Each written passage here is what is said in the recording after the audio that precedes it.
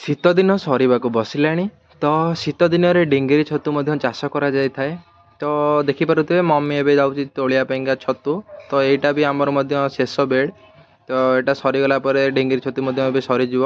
ତ ଡିଙ୍ଗିରି ଛତୁ ଖାଇଲେ ଡାଇବେଟିସ୍ ଲୋକମାନଙ୍କର ମଧ୍ୟ ବହୁତ ଉପକାର ହୋଇଥାଏ। ତାଙ୍କର ମଧ୍ୟ ଡାଇବେଟିସ୍ ମଧ୍ୟ ଏଇଟା କମ୍ ରହିଥାଏ ଡିଙ୍ଗିରି ଛତୁ ଖାଇଲେ। ତ ପ୍ରାୟ ଲୋକମାନଙ୍କର କମେଣ୍ଟ ଆସୁଛି କି ଏ ଡିଙ୍ଗିରି ଛତୁଟା ବହୁତ ଟାଣ ରହିଥାଏ। କ'ଣ କଲେ ଡିଙ୍ଗିରି ଛତୁଟା ବହୁତ ନରମ ରହିବ ଆସନ୍ତେ ଭିଡ଼ିଓରେ ଜାଣିବା। ବିନା ସ୍କିପ୍ କରିକି ଭିଡ଼ିଓଟି ଶେଷ ଯାଏଁ ଦେଖନ୍ତୁ। ହେଲେ ଯଦି ସ୍କିପ୍ କରିବେ ଆପଣମାନେ କିଛି ବି ଜାଣିପାରିବେନି, କ'ଣ ହେଲା କ'ଣ ନାହିଁ ପ୍ରୋସେସ୍ ଜାଣି ହିଁ ପାରିବେନି। ଆସନ୍ତେ ଭିଡ଼ିଓଟି ଦେଖିବା ସମ୍ପୂର୍ଣ୍ଣ।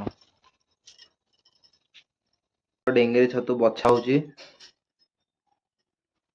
ଏଇଟା ଶୀତ ଦିନ ସରିଗଲାଣି, ଏବେ ବି ଛତୁଟା ଭଲ ଭାବରେ ବଛା ହେଇଗଲା ଦେଖିପାରୁଥିବେ। ଏବେ ଛତୁଟାକୁ ଭଲ ଭାବରେ ଟିକେ ଧୋଇଦବା।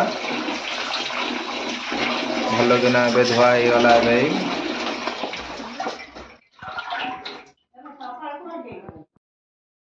ଡିଙ୍ଗିରି ଛତୁକୁ ଦୁଇ ପ୍ରକାରରେ କରିପାରିବା। ପ୍ରଥମେ ଆମେ ସିଝେଇକି ବି କରିପାରିବା, ଆଉ ଆମେ ଫ୍ରାଏ ବି କରିପାରିବା। କାହିଁକି ନା ଫ୍ରାଏ କଲେ କ'ଣ ଡିଙ୍ଗିରି ଛତୁଟା ଟିକେ ଟାଇଟ୍ ରହିଥାଏ, ଟାଣ ରହିଥାଏ। ତ ଆମେ ଯଦି ଗରମ କରି କରିବା, ଗରମ ପାଣିରେ କରିବା ତ ଏଇଟା ଟିକେ ସିଝିଥାଏ, ଖାଇବାକୁ ଟିକେ ନରମ ଲାଗିଥାଏ, ଭଲ ଲାଗିଥାଏ ଖାଇବାକୁ। ସେଥିଲାଗି ଆମେ ତାକୁ କିଛି ସମୟ ପାଇଁକା ଏବେ ଛାଡ଼ିଦେବା ସିଝିବା ପାଇଁକା। ହଳଦୀ ପଇଲା, ଲୁଣ ପଡ଼ିଲା,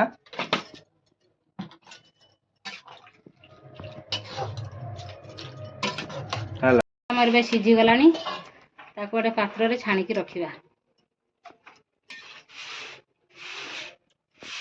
ଏବେ ଆର ଟେଷ୍ଟଟା ବହୁତ ବଢ଼ିଆ ଲାଗିବ। ଏବେ ସିଝା ହେଇଗଲା ନା, ଏବେ ପୁରା ନରମ ନରମ ଲାଗିବ ଖାଇଲା ବେଳେ। ଆର ଟେଷ୍ଟ ବହୁତ ବଢ଼ିଆ ଲାଗିବ। ଢିଙ୍ଗିରି ପ୍ରାୟ ଲୋକ କମେଣ୍ଟରେ ମେସେଜ କରୁଛନ୍ତି ଯେ ଢିଙ୍ଗିରି ଛତୁ ଟାଣ ଲାଗେ। କିନ୍ତୁ ଆପଣମାନେ ଜାଣିବା ଦରକାର, ଢିଙ୍ଗିରି ଛତୁକୁ ବାଛି ବୁଛି ପରିଷ୍କାର କରିସାରିଲା ପରେ ତାକୁ ଗରମ ପାଣି ଭଲ ମଜା ବଏଲିଂ କରିବେ। 2 ଫୁଟଣା ଫୁଟି ସାରିଲା ପରେ ଆପଣ ତାକୁ ଛାଣିକି ରଖିବେ। ଛାଣି ସାରିଲା ପରେ ଆଉ ଛତୁକୁ ଆପଣ ଭାଜିବେ ନାହିଁ, ଡାଇରେକ୍ଟ ଆକୁ ମସଲା ତାକୁ ଫ୍ରାଏ କରିବେ। ଛତୁଟି ପୁରା ସଫ୍ଟ ରହିବ, ଖାଇବାକୁ ବହୁତ ମଜା ଆସିବ। ଫ୍ରାଏ ହେଇଗଲା, ତେବେ ଆମେ ଛତୁଟାକୁ ଆମେ ଟିକେ ଟେଷ୍ଟ କରିବା, ସଫ୍ଟ ହେଇଛି କି ଟାଣ ହେଇଛି।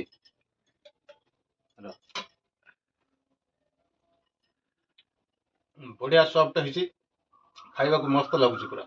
ଏମିତି କରି ଖାଇଲେ ଡିଙ୍ଗିରି ଛତୁ ସ୍ୱାଦ ଆପଣ ପାଇପାରିବେ। ଜାଣିପାରିଲେ ଏଇଭଳିଆ ଆପଣ କରିକି ଖାଇବେ, ଆଉ ଡାଇରେକ୍ଟ ଭାଜିବେନି।